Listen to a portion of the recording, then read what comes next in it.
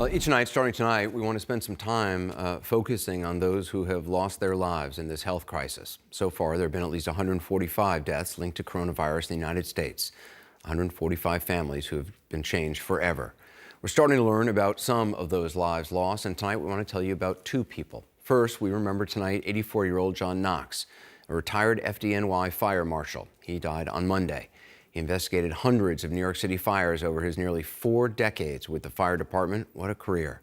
After the September 11th terror attacks, Knox came out of retirement. He didn't have to. He just put on grabbed his gear, grabbed a pickaxe, and went down to ground zero to help find his fallen comrades at the World Trade Center. Before joining the FDNY, Knox worked 2 years with the NYPD, served as a U.S. Marine in Korea. He was devoted to his country, city, and his family. He's survived by his wife, and 4 children, and 6 grandchildren. His son, Zach, joins me right now. He is in self-isolation. Jack, I'm so sorry for your loss and your family's loss. Your dad just sounds like an extraordinary guy. Thank you, Anderson. He was. Talk about a living legend. And some of the stories you hear about him, unless they've been verified by somebody else who was there, you wouldn't even believe them to be true.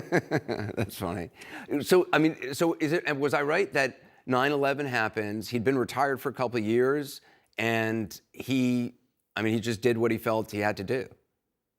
Correct. The way the story went is he actually took his vehicle and all the gear that he still had remaining from his time with the FDNY and drove down to the battery and made the trek from there all the way to ground zero. And he was down there for several weeks afterwards. Now, is it true you're supposed to return your gear, but your dad was like, "Just bill me. I'm not getting this back. This is who I am."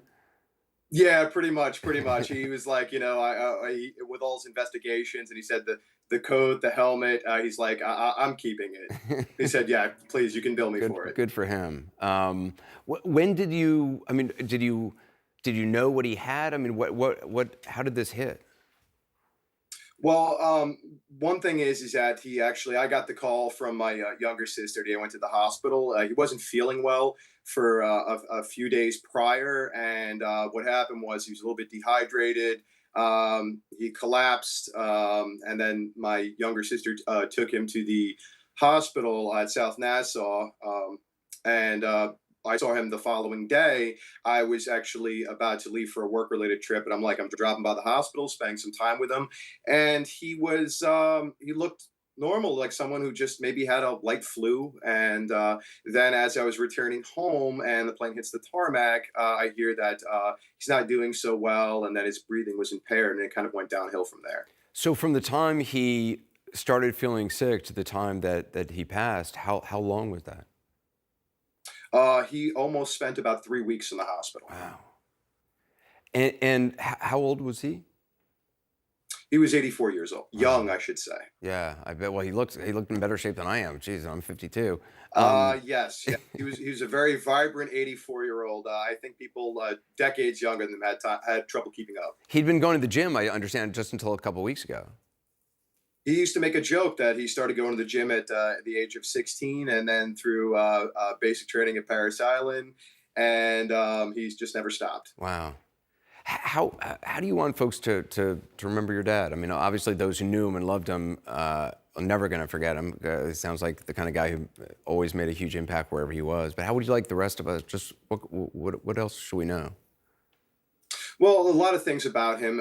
He always kind of he was he always kind of not let his resume talk for him, but he was always very committed to being just just a man full of integrity. He lived and died by his word. That's the way he always was, and people loved him for it. And everybody, love or hate him, always respected him. And not only that, it's just his career was just amazing. Not only being a Korean War veteran, he also served in the Force Recon as well too. Wow. In reserve capacity when he was also with the PD, and then even his time as a fireman and fire marshal, also dealing with groups like the FALN network in 1975 when Wow. they had that Cool. bomb. He also, I think someone mentioned that He also arrested Abby Hoffman. He also was one of Wow. the people on the investigation of the Weatherman Underground. Oh, He's really? just a, Wow, that's really interesting. yeah, and he had all these stories to tell. It was just amazing just to hear him, and he was just a very kind and sweet man. And all the people, he always looked out for his men and the Wow. people around him. And Yeah, said if you needed him, he was there in a heartbeat. the Weather Underground, I think they blew up a building on 11th Street near where I live, and I walked by it just the other day, and I was reading up on it. I bet your dad was probably one of the people involved in the investigation on that. Zach Knox, I'm so sorry for your family, and but what a blessing to have had this man in your life for so long, and I appreciate you talking to us about him. Oh, thank you very much. It's an honor to be on the show and also for all the press because unfortunately, everything going on with the coronavirus, like he was not going to be able to receive the send off that I believe he deserves. So, this is a way to get his story out there and let them know about a life of a very cherished New Yorker, basically a New York icon. Yeah, he protected us all. Thank you, your dad, John Knox.